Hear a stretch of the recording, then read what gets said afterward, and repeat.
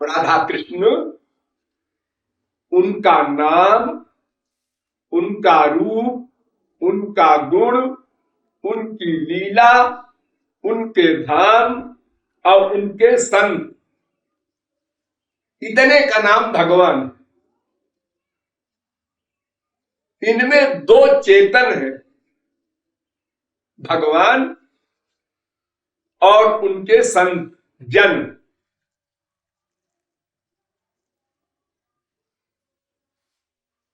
अगर भगवान में आपका मन है वो भी ठीक, उनके जन में है अटैचमेंट तो भी ठीक, वो अनन्य ही रहेगा। उनके नाम में है, उनके गुण में है, उनकी लीला में है, उनके धाम में है, इतने में कहीं भी मन का अटैचमेंट रहे तो उसका नाम अनन्य प्रेम ही रहेगा, क्योंकि ये इन सब में सबका निवास है। जैसे भगवान और संत, भगवान में संत रहता है, संत में भगवान रहते हैं, दोनों में कोई छोटा बड़ा नहीं। इसलिए वेद कहता है यस्य देवे पराभक्तिर यथा देवे तथा गुरु, जैसी भक्ति भगवान के प्रति हो वैसी ही भक्ति गुरु के प्रति हो। 0.1% का भी अंतर न हो। शास्त्रों में लिखा है गुरु बड़ा है, बड़ा बड़ा कुछ नहीं, दोनों एक है, यही मानो, छोटा बड़ा कोई नहीं। भगवान के नाम में भी और भगवान में भी कोई बड़ा छोटा नहीं। भगवान के नाम में भगवान रहते हैं, संसार वालों के नाम में वो नहीं रहता, लेकिन भगवान के नाम में भगवान रहते हैं, भगवान के धाम में भगवान रहते हैं। तो भगवान का नाम, उनका रूप, उनका गुण, उनकी लीला, उनके धाम, उनके संत, इन कितने का वर्णन है इस पद में। किशोरी जी का गुण गाइए, उनका नाम गाइए, उनकी लीला गाइए, उनके धाम में आइए जाइए, और खास तौर से उनके जन की भक्ति कीजिए। क्यों कि जो प्रेम रस है वो जन के द्वारा मिलेगा। भगवान किसी को प्रेम नहीं देते, वो भक्त से ही दिलाते हैं, वो गुरु ही देगा। प्रेम भगवान का ही है, लेकिन वो देंगे भगवान नहीं, वो देंगे गुरु। इसलिए गुरु की इंपॉर्टेंस ज्यादा शास्त्रों वेदों में लिखी है। गुरु गोविंद दोनों खड़े काके लागू पाए। किसको प्रणाम पहले करूं, गुरु को कि गोविंद को? तो लगाया हुआ है पहले गुरु को प्रणाम करो। हमारे काम तो वही आ रहा है, भगवान को हमारे काम आएंगे नहीं, वो दिखाई भी नहीं पड़ते। हमको तो पहले कोई समझावे भगवान क्या है, गुरु क्या है, संसार क्या है, माया क्या है, ये कौन करेगा? तो गुरु करे।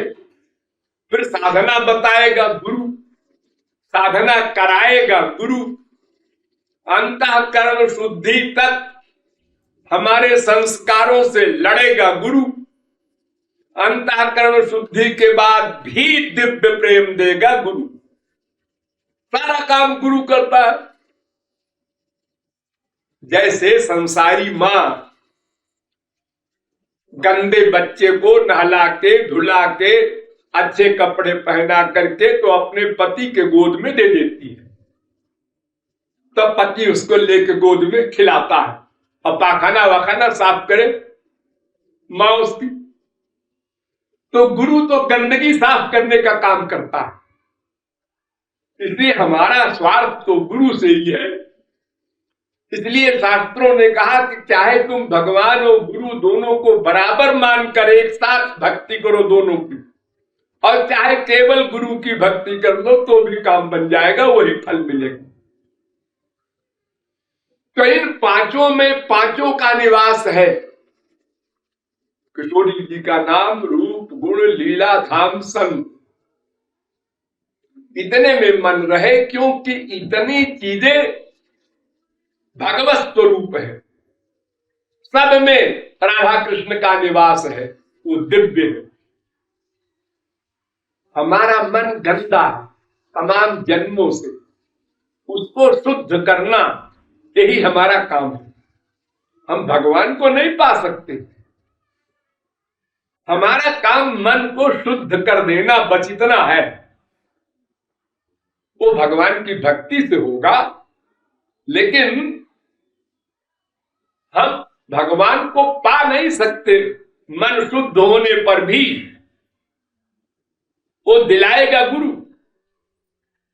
मन शुद्ध होने का मतलब बर्तन बन गया। आपके पास बर्तन है, लेकिन वो दूध कौन दे?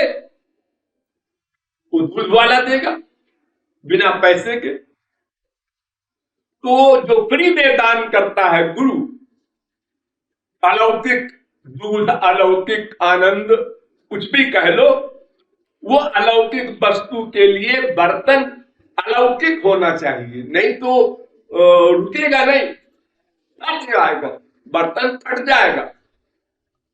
जैसे शेरनी का दूध सोने के पात्र में ही रुकता है, ऐसे ही दिव्य प्रेम दिव्य मन में ही रुकेगा, प्राकृत मन में नहीं रुक सकता। पूरा शरीर फट जाएगा, जल जाएगा, खाक हो जाएगा। अगर महापुरुष दे दे किसी को दिव्य प्रेम, उसका इतना बड़ा टेम्परेचर होता है कि किशोरी जी के प्रेम का वर्णन किया एक संत ने, निष्क्रांता चेत भवति हृदयाद्यस्त धूमत् छटापि ब्रह्मांडानां सखकुलमपि ज्वालया जाज्वली। अगर किशोरी जी के प्रेम के टेम्परेचर का, उस आग का धुआं,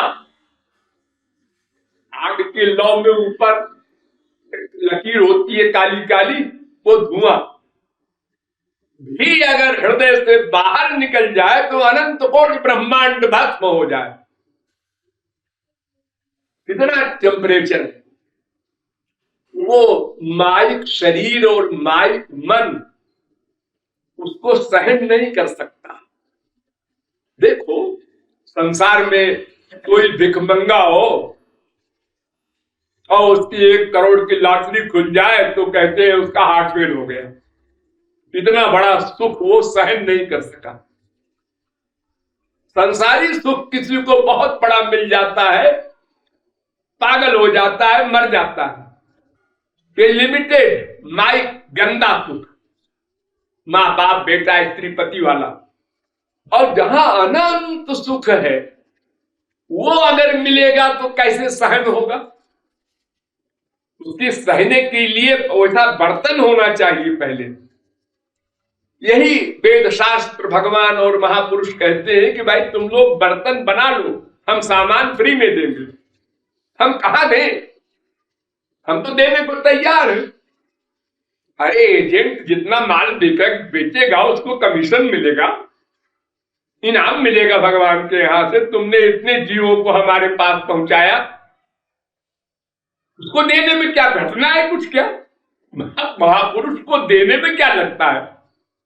देने के तमाम तरीके हैं। आंख मिला के दे दिया, चिपटा के दे दिया, 25 तरीकों से महापुरुषों ने दान किया है प्रेम का। लेकिन बर्तन तो बने। बर्तन बनाने के लिए ये किशोरी जी, तुम्हारा नाम, उनका गुण, उनकी लीला, उनका धाम, उनके जन्म, इतने में मन का अटैचमेंट करना होगा, संसार से हटा करके, और उनमें लगाने का अभ्यास करना होगा। मन लगाने में 2 पर्सनैलिटी खास है, एक राधा कृष्ण, एक गुरु। तो हमारे मन का नेचर है कि प्रत्यक्ष में जल्दी मन लगता है, परोक्ष में देर में मन लगता है। जैसे हम संसार में प्यार करते हैं, एक बच्चे के गाल में किसी ने पप्पी ले लिया, बच्चा खुश हो गया। चिपटा लिया, बच्चा खुश हो गया। भले वो एक्टिंग से करे, खुशी हो गई उसको। संसार में किसी के पास जाओ, अपने फ्रेंड के पास, और दौड़ के आपको हृदय से लगा ले। बहुत प्यार करता, भले ही वो धोखा हो, लेकिन आपको मान जाएंगे, बहुत प्यार करता है। तो उसी प्रकार महापुरुष का दर्शन, महापुरुष का स्पर्श, ये सब हमको मिलता है। भगवान का न दर्शन मिलता है, ना स्पर्श मिलता है, इसलिए उनसे प्यार होने में देर होती है। मन से रूप ध्यान बनाना है और मन से सोचना है वो हमसे प्यार कर रहे हैं, हम उनको चिपटा रहे हैं, ये सब बातें सोचना है, बनाना है। और गुरु से प्यार हमें साक्षात मिल जाता है, इसलिए जल्दी प्यार हो जाता है। लेकिन दोनों को साथ लेके चलना है, ताकि कोई गड़बड़ी न होने पावे। और वैसे केवल गुरु की भक्ति भी कर ले तो वही फल मिलेगा, फल मिलने में अंतर नहीं है।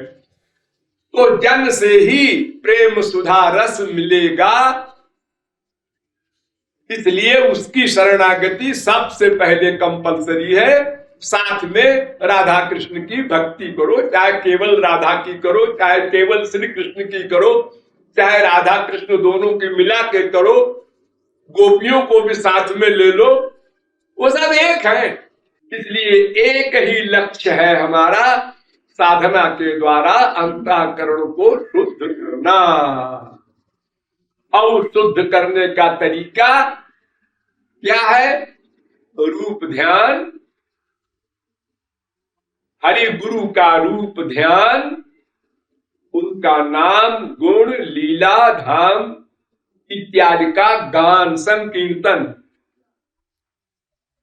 भगवान की लीला चरित्र सुनना सुनाना, उनके नाम गाना, रूप ध्यान करना।